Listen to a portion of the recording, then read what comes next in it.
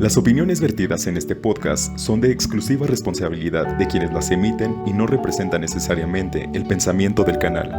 ¡Arriba! ¡Arriba los corazones! Bienvenidos, bien llegados y mejor quedados una vez más a Las Historias del Viejo C.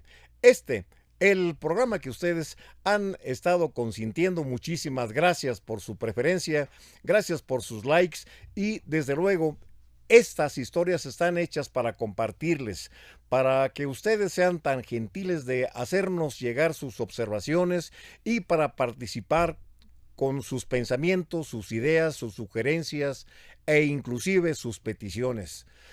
Hacemos este programa con la intención de compartir nuestras experiencias, las experiencias de un viejo, las experiencias que pretenden ser ejemplo de vida y que tienen la finalidad de hacer más llevadero el instante de cambios permanentes en los que nuestro entorno se ve inmerso día con día, vez tras vez. Esta tarde, gracias a la presencia de nuestro coanfitrión, el licenciado Yair Errejón, tenemos para ustedes un tema de mucha actualidad. Un tema en el que se ha invertido inclusive mucho esfuerzo didáctico. Me refiero a un problema que se está haciendo cada vez más agudo, que es la ausencia de lectores. La falta de lectura, no nada más en el aspecto didáctico, en el aspecto del aprendizaje, sino también en el aspecto cultural. Amables amigos, no se trata nada más de la ausencia de libros como tal, sino fundamentalmente del hábito de la lectura. El proceso de la comunicación tiene la creación de un código en el que se establece una información y esta información es la escritura. La escritura, las palabras escritas contenidas en un código determinado, tienen la finalidad de llevar un sinnúmero de conceptos, de ideas que tienen la finalidad también de lograr un cambio de actitud, un cambio de conducta, cuando menos la información de cómo y por qué son algunas de las actitudes que tomamos y asumimos en nuestro diario acontecer.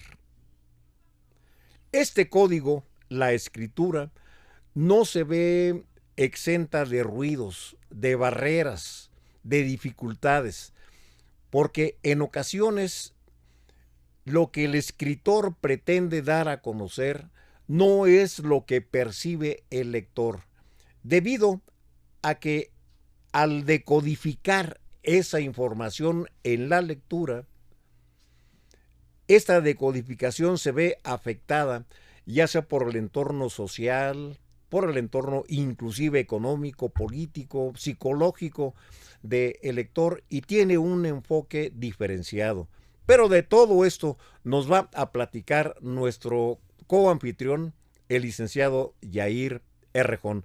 Yair, muy buenas tardes, qué gusto de que nos acompañes. Señor Monroy, muchas gracias por la oportunidad nuevamente. Los saludo a usted y a los que nos ven en este episodio más en el que nosotros vamos a tener oportunidad de hablar sobre el proceso de la lectura. Y a partir de esta situación que usted menciona de decodificación, de entender los textos, pues podemos partir de esa premisa. ¿Le parece? Adelante, adelante. Yo creo que es muy importante abordar esto desde un aspecto muy genérico como lo pretendes, Yair, y qué bueno que sea así, para que tengamos conciencia de que el asunto no está tan localizado en una esfera, en un perfil, sino que es parte de un concepto social que cada vez nos aleja más de la lectura. Pero, en fin, quiero tu opinión y el resultado del estudio que has hecho en relación a esto. Gracias, señor Monroy. Entonces, considerar esta cuestión del proceso de la lectura con una premisa de las características de lo que es el texto y la lectura. Identificar primeramente esta separación, un texto, un material que previamente ya está diseñado, ya está escrito por alguien que conoce el tema, por un escritor, por una persona que se ha dedicado al estudio, a la creación, a la argumentación, a la búsqueda de materiales, y por otro lado la lectura, que es una construcción de significados, y que para atender a esta construcción de significados nosotros tenemos que considerar algunas particularidades. Estos textos pues contienen temas, ideas, en un contenido que está previamente diseñado por estos creadores, Y que por tiene una los... relativa una secuencia que nos conduce necesariamente a una tesis. Así es, y esta secuencia nosotros podemos identificarla en un texto a partir de una estructura básica que se conoce en la lectura cuando se acerca uno a textos, que puede ser considerada o denominada la estructura IDC, donde hay una introducción, un desarrollo y unas conclusiones de estas situaciones. Entonces, a partir de que ese es el contenido, este contenido incluye pues diversos temas e ideas, pero que todos van relacionados a un mismo hilo conductor que nos va a permitir identificar desde el inicio algunas particularidades del mismo para en el desarrollo una exposición general del tema a grandes rasgos y quizás profundizando en algunas particularidades de ese mismo contenido y llegar al cierre o a las conclusiones con una recapitulación de la problemática o de la temática presentada. Bueno, licenciado, pero estamos hablando, según nuestros conceptos, de una metodología para la lectura. Así es. Pero yo quisiera que se abordara esto como lo que significa de momento la problemática de la ausencia de lectura. La problemática de la ausencia de lectura ha generado en los últimos años diversos, digamos que debates en relación a qué es lo que está ocurriendo o qué es lo que ha sucedido con las personas. Hay estadísticas que de alguna manera arrojan resultados en el sentido de aclarar que hay países en los que los individuos de ese lugar leen determinada cantidad de libros al año, y en el caso mexicano es todo lo contrario. Si estábamos en unas cifras alarmantes porque no había lectores en los últimos años, pues todavía en los últimos meses podemos decir que hay muchas menos personas que están leyendo, es decir, dejaron a un lado la lectura de textos y se enfocaron en una lectura de contenido superficial, no más allá de caracteres contados en los que arrojan oraciones que en ocasiones ni siquiera son demostradas y que no tienen la profundidad porque carecen de argumentos sólidos que permitan identificar problemáticas que lleven a hacer deducciones o al crecimiento o al desarrollo personal e intelectual. Bueno, pero a todo esto, yo recuerdo, porque no se crea, todavía tengo algo de memoria. Claro. Yo recuerdo que a mediados del siglo pasado era una auténtica y verdadera fiebre por consumir lectura, por consumir libros.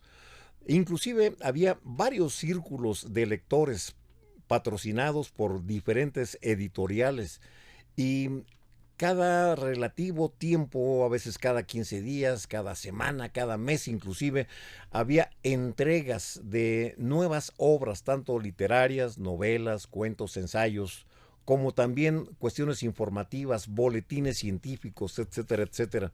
Todo mundo estábamos de alguna manera inmersos en un proceso de asimilación de textos a través de la lectura. Sin embargo, en la actualidad, este proceso ha ido cada vez en más y más y más detrimento. Es decir, cada vez hay menos lectores. Ahora, desde esa perspectiva, sin pretender agotar el tema, porque es arar sobre arado, es hacer un surco sobre lo que ya está barbechado, ¿cuál, a tu parecer, es el momentum o cuál es el motivo tangible, material, que nos está alejando de la lectura? Son varios, pero uno de los principales es la inmensa producción de diversos materiales para consumir, la producción de videos, de documentales, de blogs y que se suman a la competencia que pudiera en otro momento haber generado un libro. Antes la competencia era entre autores, quizás entre editoriales, entre temas, entre lo que había producido en materiales impresos, en libros específicamente, y el día de hoy es contenido digital que se puede acceder fácilmente a través de un dispositivo electrónico, pero que no se tiene la dedicación para poder leer, digamos que las 20 páginas por un día, aunque para un lector consumado pues es una cifra mínima esa cantidad de decir 20 páginas, pero que ahora la gente, lejos de dedicarle el tiempo a la lectura de estos textos, pues consume videos en los que, a decir de las generaciones contemporáneas, estos videos que a lo mejor en 3 minutos les pueden explicar lo que un libro haría en un promedio de media hora o de 1 hora completa. Pero el enraizamiento de las ideas que se presentan de manera tan general y tan superficial como es un video, un documental, no puede ser tan profundo ese enraizamiento como cuando tú estás asimilando idea por idea, razonamiento por razonamiento a través de un contenido que estás asimilando por la lectura. Es decir, la profundidad de unos conceptos escritos te llevan a una firmeza y, sin embargo, el consumo de videos, el consumo de imágenes nos satisface de momento, pero nos deja a lo largo de algún tiempo insatisfacción que pretendemos llenar otra vez con el consumo reiterado de otros videos, de otras ideas que a veces destierran por completo o desechan inevitablemente lo que aprendimos anteriormente, y este aprendizaje se convierte en un objeto de consumo que no termina de satisfacernos. Esto lo he notado con mis nietos, con mis vecinos, con gente que de alguna manera, entre los videos y entre la información que se obtiene digitalmente, hay ocasiones en que dicen, bueno, pero abuelo, si esto fue lo que yo aprendí hace algún tiempecito y ahora vienen con este otro concepto que es mucho más amplio y mucho más avanzado. Pero el razonamiento que da origen a ese concepto, el razonamiento inclusive matemático, el pensamiento crítico que se desarrolla a través de la lectura, está desapareciendo. Y el lector ya no es un constructor de ideas, sino que es un consumidor de conceptos. Ese es mi parecer. Así es, ha habido una evolución a lo largo del tiempo, quizás en detrimento a estas estructuras tan rígidas o a las formas de aprendizaje en lo que otras generaciones estaban acostumbradas a hacer o a llevar a cabo para aprender o dominar algún tema. Sin duda, la lectura está siendo dejada a un lado por esta situación de lo relativo, de lo más fácil, de qué es lo que a mi parecer me conviene para poder entender un concepto determinado o entender o identificar alguna problemática. En ese sentido, pues las nuevas generaciones lo que han hecho es acercarse a estos contenidos audiovisuales para de alguna forma sí tener una aproximación pero superficial a las temáticas.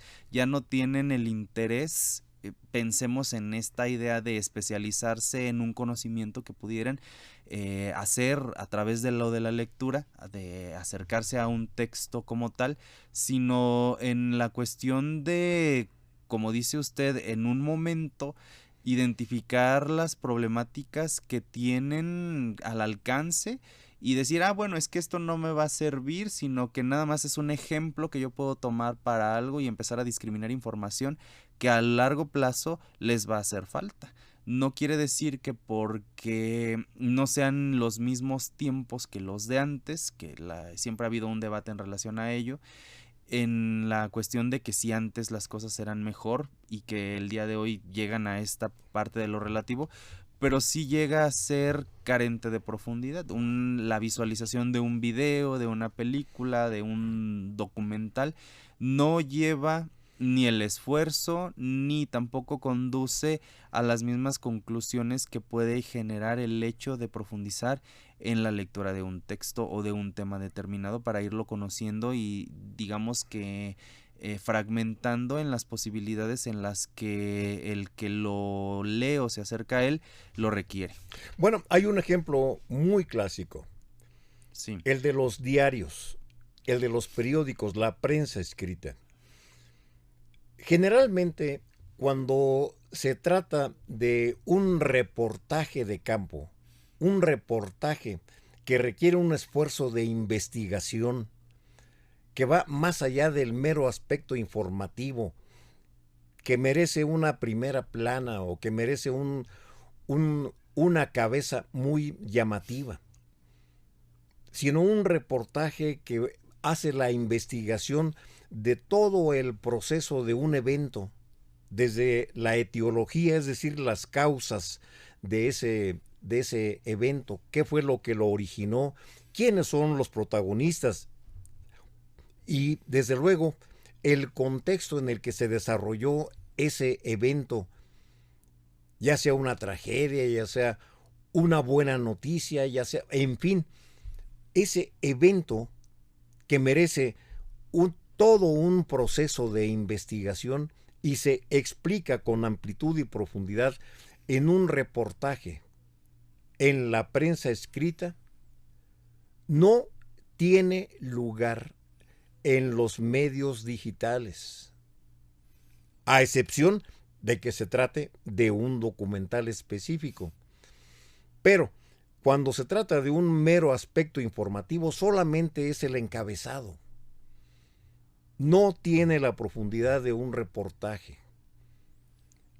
Y más aún, si se prefieren los medios digitales a lo que ya está escrito, como son los libros, la prensa escrita, etcétera, etcétera, también existiría la posibilidad de acceder a libros digitales y, sin embargo, esto no está ocurriendo.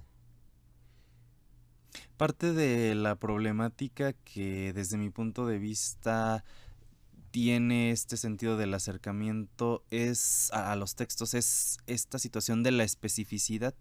Mucho del trabajo, como usted lo enuncia, en el sentido de hacer trabajo de campo, de la búsqueda de información, a lo mejor en una comunidad alejada o incluso dentro de una misma ciudad, son tareas que se le han dejado lejos de enfocarlas en el periodismo o en la comunicación, se las han dejado a la sociología. Y parte de esta es una problemática porque en los medios no hay el espacio para publicar estos resultados de las investigaciones del trabajo de campo. Y no quiere decir que no sean importantes, porque la tarea del sociólogo pues parte de la estadística, de hacer una búsqueda de información, de tener datos certeros que ellos mismos hayan comprobado para que en otro momento algún otro investigador desee continuar con la investigación, pero no hay digamos que una ventana donde ellos puedan expresar todas estas investigaciones que pueden llevar a cabo, digamos que de manera certera. La actitud para la lectura está, desgraciadamente, desde esa perspectiva muy afectada, porque recuerdo, pues en mis años juveniles, por ejemplo, yo disfrutaba muchísimo de la lectura de novelas como, por ejemplo, por citar algo, La guerra del fin del mundo de Mario Vargas Llosa. Sí. Y la verdad que ese ese libro que según recuerdo era como de 460, casi 500 páginas, pues me lo leí de menos de una semana por las tardes y lo disfrutaba muchísimo. Eso entre otros más, pero particularmente ese. Y, y antes era motivo, era tema de comentarios entre los lectores. Oye, ¿ya leíste esto? ¿Qué te parecen los conceptos que se manejan desde el aspecto histórico de este evento ocurrido en Brasil en este tiempo? Y cómo lo fue novelando Mario Vargas Llosa y todo eso. Se prestaba a comentarios. Ahora les pregunta uno a la gente, ¿conoces la obra de Mario Vargas Llosa? Y dicen, pues nada más lo he escuchado, por lo que trasciende políticamente, pues en España, que es en donde radica actualmente, pero de su obra no conozco absolutamente nada. Es un Sí, ejemplo nada más. sí, lamentablemente esta situación ha sido muy recurrente en los últimos años. Primero, tomar en cuenta que hay mucho material informativo y al mismo tiempo, si decimos y tomamos la premisa de que vivimos en la época de la información, en la era de la información como tal, y a veces esa información que consumimos, lejos de informarnos, realmente nos desinforma. Es tanto el contenido que hay que crece, que se extiende, que ya no sabemos ni a qué medio atender para poder conocer estas vicisitudes o particularidades de lo que está ocurriendo. Y en este ejemplo que usted enuncia de Mario Vargas Llosa es un ejemplo perfecto. Yo también me ha tocado escuchar esta cuestión de la lectura. Hay que considerar que mucha gente, sobre todo en los últimos años, han con este término satanizado la carrera que como escritor Vargas Llosa consolidó desde la mitad del siglo pasado y que en mucho tiempo, sobre todo en los recientes años, él se dedicó a la política. No, sí, pero Claro. acuérdese que esto no es nada más privativo de Mario No, Vargas Llosa. pero es el ejemplo perfecto, en el sentido de que la gente se le olvida que una persona puede mostrar distintos matices a lo largo de su carrera o de su vida profesional y que en un tiempo podemos hacer nosotros esta separación del Vargas Llosa escritor, literato, y otro tiempo del Vargas Llosa político. Y es una situación completamente distinta y separado porque la literatura al final de cuentas es arte y la política en ese sentido no podemos identificarla como una producción artística. Entonces uno es el artista y otro es el político y en este sentido de no poder encontrar estas personas con las que podamos compartir un rato agradable haciendo énfasis en la lectura de un escritor tan extraordinario como es Vargas Llosa. El día de hoy, si se busca, si se quiere, a lo mejor encontraríamos clubes de lectura, un espacio que sea relegado ya sea a las librerías, a las bibliotecas, donde se puede A las bibliotecas, hablar ciertamente. de un autor como él, pero ya no en el grueso de la población. El grueso de la población se deja llevar por la información a Y medias. sería una élite en última instancia Así es. lo que estás describiendo. Bueno, pues no es el caso nada más de Vargas Llosa, está el caso de Octavio Paz, está el caso de inclusive los dos Carlos, pero ellos, aunque trascendieron en el aspecto político, nunca desdeñaron el aspecto filosófico, el aspecto creativo de la literatura. Por otro lado, tenemos ejemplos que desde el siglo XIX, aquí en nuestro entorno, en México, desde Vicente Rivapalacios, que siendo un escritor y periodista, se desempeñó también exitosamente como un militar, que además de la violencia de sus acciones bélicas, también tuvo la delicadeza de hacer poesía, de hacer obras literarias. El caso de Manuel Paino, el caso de, bueno, inclusive de Salvador Díaz Mirón, que fue inclusive representante, fue diputado, y que sin embargo, siendo diputado, tuvo a su vez la situación de que él mató a un ciudadano. Él personalmente disparó un revólver y mató a un ciudadano. Siendo él una persona tan violenta, fue sin embargo un excelente poeta, poemas tan hermosos como, por ejemplo, A Gloria, por ejemplo, de Salvador Díaz Mirón. Gente que, además de ser escritores, de ser filósofos, tenían un perfil violento, un perfil de acción pública. Pero esto no demeritó de ninguna manera el desarrollo de sus ideas y la comunicación de estas ideas a través de la literatura, de las que abrevamos actualmente. ¿Qué nos puedes decir de esto?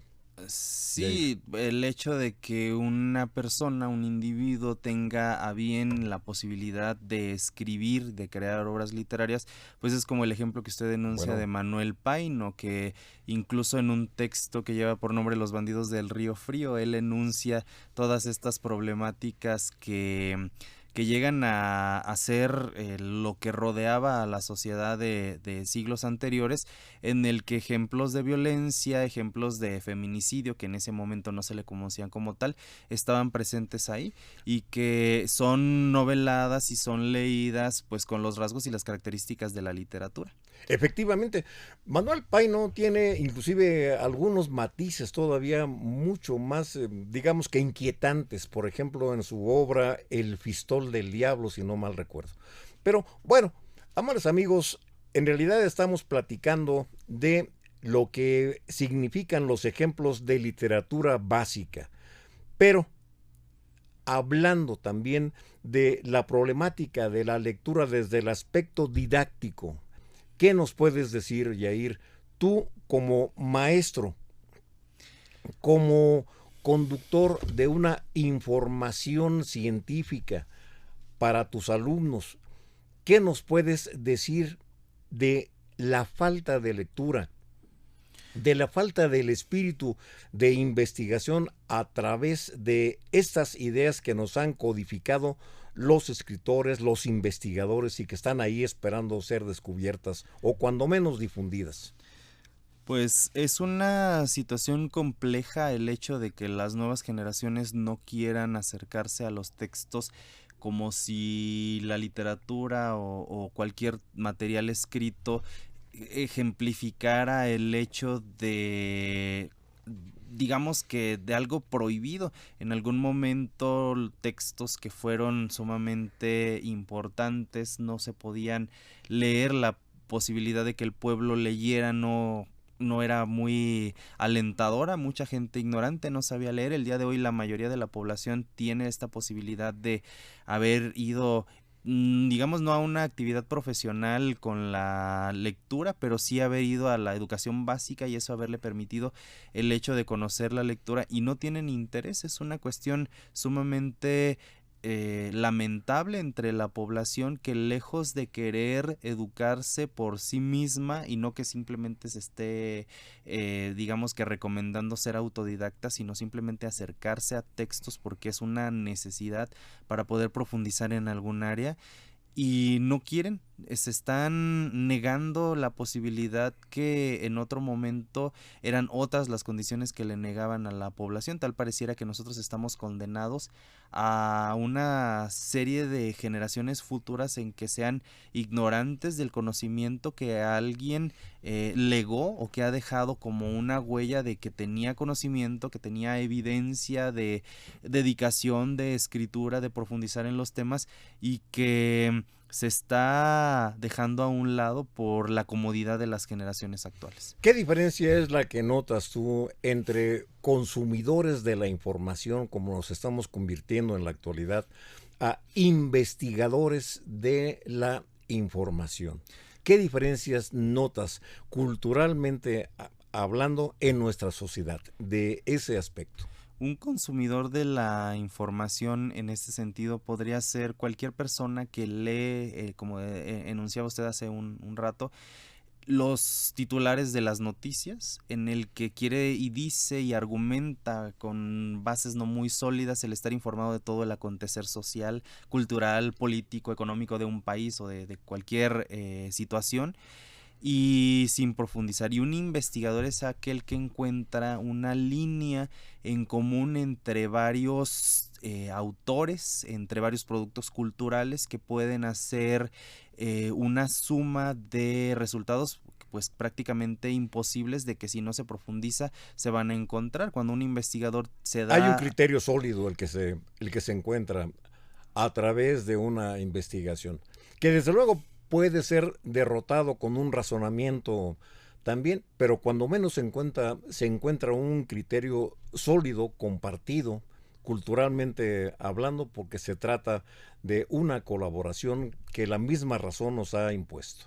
Así es, y dentro de esta situación de búsqueda de información va a encontrar líneas que le van a permitir a este investigador, a esta investigadora, pues volverse un experto en esa área sin que a veces en ocasiones lo busque, pero que tiene la posibilidad de profundizar porque está buscando fuentes originales, fuentes primarias, materiales del pasado, del presente, y que con su investigación y que van tienen a... una proyección hacia el futuro, sí, hacia el futuro, en esa ¿verdad? investigación va a proyectar el futuro. Esto políticamente tiene consecuencias, políticamente.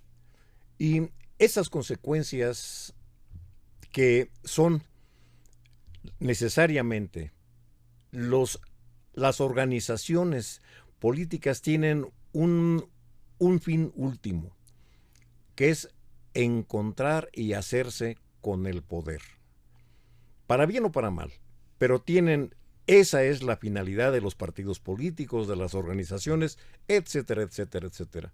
Pero, ¿qué se puede o cuál podría ser el riesgo de que una sociedad que no lee, que no investiga y que solamente consume información por encimita, como se dice en el aspecto popular? ¿Cuál es el riesgo que tú asumes o que vislumbras desde esta perspectiva juvenil que tú tienes, licenciado?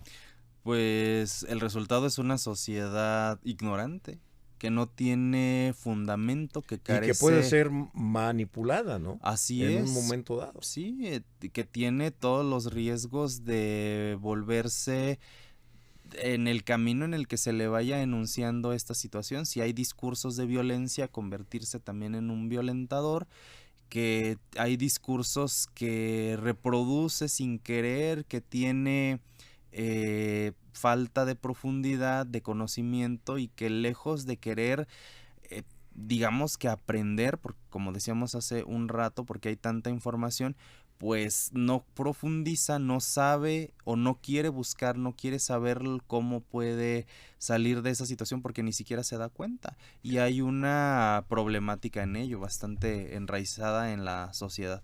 Bueno, desde esa perspectiva, tú como docente y como conocedor de esta problemática, ¿qué concluyes? ¿Qué recomendación podrías hacer si asumiéramos que nos escucha alguna autoridad que pudiera proporcionar o aportar algún remedio, alguna posibilidad de solución? Para acercarnos al conocimiento se requiere de también acercarse a textos, a temas que sean de interés. Sabemos que nosotros como humanos somos sumamente diversos, que no todos tenemos los mismos intereses, y bajo este criterio, bajo esta premisa, lo que se puede hacer es identificar qué es lo que realmente nos mueve, qué nos interesa, cuáles son nuestras áreas de interés, y a partir de ello intentar profundizar a través de obras que hablen sobre esa temática. No se requiere que si, por ejemplo, tenga alguna persona un interés en los textos literarios como tal, que empiece con una novela, como usted lo decía, de 400 páginas. No, esa parte sería delicada porque las personas no todas tienen el hábito de la lectura. Entonces empezar, si es el interés literario, empezar con cuentos, empezar con un fragmento de ellos, después incrementarse a una lectura ya de una antología de cuentos y ver si se tiene el interés en ese sentido. Si se tiene un interés científico, pues es evidente que se puede empezar a leer trabajos de divulgación científica, no los que son específicamente para los investigadores ya consagrados, sino partir de lo básico. Una extensión, digamos, una extensión informativa de las cuestiones científicas muy aplicables al contexto diario, ¿no? Así es, porque no nos vamos a volver expertos de un día para el otro, de la noche a la mañana. Entonces, empezar de lo más fácil y en la medida en que nosotros nos vayamos dando cuenta, no, es que este tema yo ya lo vi, no lo explica con mayor profundidad. ¿Qué quiere decir eso? Que estamos creciendo como lectores, que estamos creciendo como conocedores del tema y que necesitamos ahora sí cambiar de esta visión en la que los textos nos son presentados. Si ya tengo yo un entrenamiento que yo mismo he seguido con la lectura, pues cambiar de, digamos que de problemática también. Pero estamos hablando de un desempeño, de un desarrollo personal, prácticamente autodidacta. ¿Cuál sería aquí el papel de las autoridades, ya para concluir, licenciado? Crear programas de acercamiento a la lectura, igual y hay la mención, ¿no? Que dicen, es que tenemos el Festival de la Lectura, tenemos la Feria del Libro. Sí, claro, pero no todas las personas pueden acceder a un material que se vende o que se ofrece en la Feria del Libro. Hay que motivar, incentivar a la población creando bibliotecas, programas de salas de lectura para que la gente pueda acercarse, charlas con los autores en los que ellos mismos hablen sobre su experiencia de haber escrito ese determinado texto, sesiones de preguntas y respuestas, o lo que decíamos, clubes de lectura en los que la gente realmente no esté relegada al aspecto privado, sino que pueda acercarse a la lectura, pero que sea, digamos que de manera integral y pública. Y compartida, ¿no? Y compartida, exactamente. Bueno, pues, amables amigos, este tema lo desarrollamos a petición de nuestra muy apreciada y respetada amiga, la licenciada Betty Ochoa. Muchas gracias, Betty, por sugerirnos esto y, desde luego, estamos abiertos a las sugerencias que ustedes nos hagan. Yo soy el viejo C y les invito a que la próxima semana estén con nosotros. En la pantalla están las líneas de comunicación para su podcast, Las Historias del Viejo C. ¿Alguna forma de despedida que tengas para esta ocasión? Agradecerles a todos los que nos ven a través de los canales de difusión y pues agradecerle a usted también, señor Monroy, por la oportunidad de tener este diálogo con usted.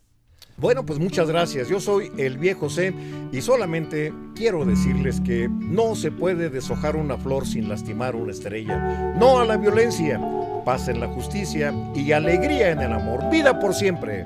Amigos del universo, hasta la próxima.